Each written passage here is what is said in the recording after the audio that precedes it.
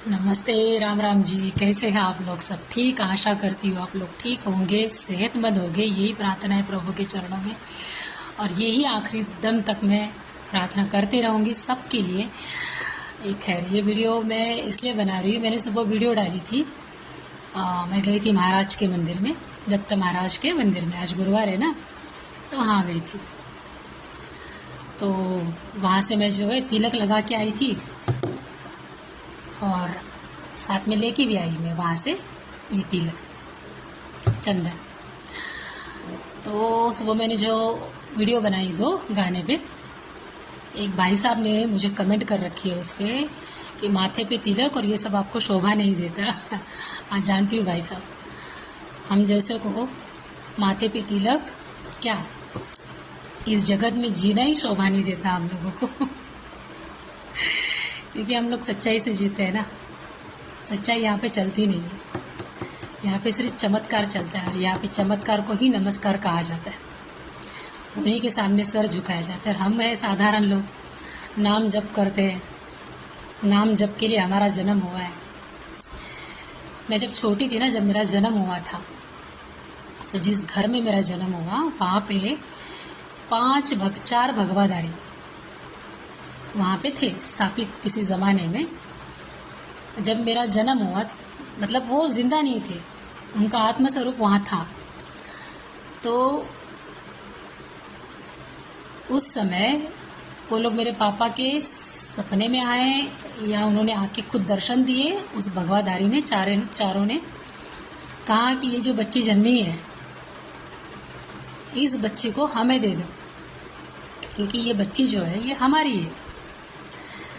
अगर तुम इसकी बलि चढ़ाते हो तो यहाँ पे धन रखा हुआ है 7, जैसे मटके होते हैं ना, बड़े बड़े रांझन मिलते हैं हमारे गांव में। अभी उसको क्या बोलते हैं यहाँ पे पता नहीं, कमर के साइज के होते हैं, वो कमर तक आते, इतने बड़े बड़े होते हैं। तो वो 7 भर के थे वहाँ पे, बड़े बड़े मटके। ये तुझे मिल जाएगा, क्योंकि ये धन जब ये बच्ची की बलि तू चढ़ाएगा ना, तब मिलेगा। तो मेरे पापा ने क्या कहा, मना कर दिया। मेरे पापा किसी मोह में नहीं पड़े, नहीं मैं अपनी बच्ची नहीं दूंगा। उन्होंने मांगा, मेरे पापा ने दान नहीं किया। फिर मेरे बाद में मेरी माँ को दूसरा बेटा हुआ।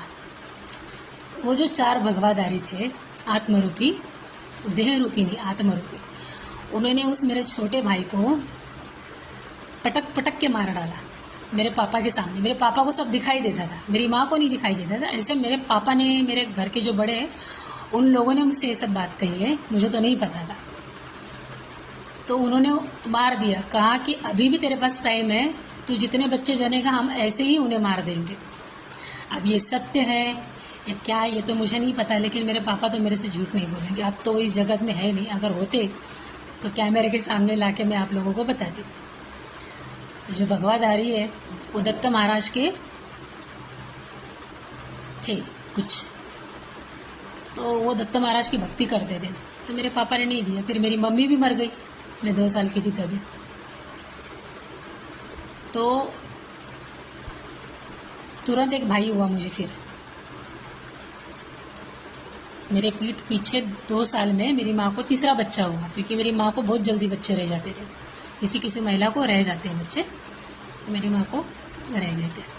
तो पापा डर गए कि एक बेटा तो इन्होंने पटक पटक के मार दिया, अभी कहीं ये भी ना मार दे।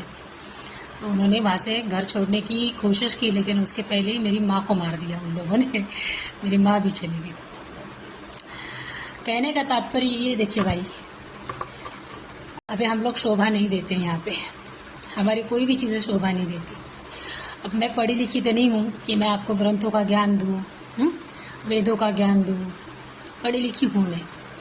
अब मैं जिनकी थी मैं उनकी हो नहीं पाई, क्योंकि मेरे पापा ने मन से दिया नहीं। अगर मन से, और देखो उन लोगों ने मेरी जान नहीं ली, मेरे भाई की जान ली, मेरी माँ की जान ली, लेकिन मुझे कुछ नहीं होना। अगर आज तक वो मेरी रक्षा करते, पता है आपको, आज तक मेरी रक्षा करते वो भगवाधारी। मुझे सब फेक लगता था, लेकिन मुझे अब समझ में आ रहा है कि मेरा जीवन क्यों चल रहा है इतना लंबा चौड़ा, कि जबकि मेरी जिंदगी राम जी से भी गई गुजरी है। उन्होंने जंगल में काटे, ये जो अपने लोगों का जो जंगल होता है ना, ये बड़ा भयंकर होता है। आप भी घर गृहस्थी में रहते होंगे, तो कैसे मैं जी रही है तो मुझे खुद को नहीं पता, लेकिन अब मुझे समझ में आ रहा है कि मेरा जीवन जो है सिर्फ उन्हीं के लिए है। ठीक है, मैं गृहस्थ में हूँ, मैं परपच कर रही हूँ, मैं 2 बच्चों की माँ हूँ, सब कुछ है, लेकिन मैं हूँ उन्हीं की। इसलिए मेरा जो जीवन है ना, मैं त्याग नहीं सकती। और रहा सवाल शोभा नहीं देने का, अगर शोभा नहीं देता ना, तो वो कब का मुझे मिटा देता। जिसका नाम जब मैं करती हूँ ना, उस प्रभु का, वो कब का मुझे मिटा देता। तो इस जगत में राम जी को किसी ने नहीं छोड़ा, तो मुझे क्या छोड़ेगा कोई। कोई ना कोई तो आएगा ही। और आप शायद पढ़े लिखे होंगे, तभी आपने इतनी बड़ी बात बोल दी कि ये मुझे शोभा नहीं देता है। तो शायद आप इसके बारे में जानते होंगे अच्छी तरह से। कहने का तात्पर्य यही है भाई, कि मैं जिसकी हूँ उसे हजम हो रहा है।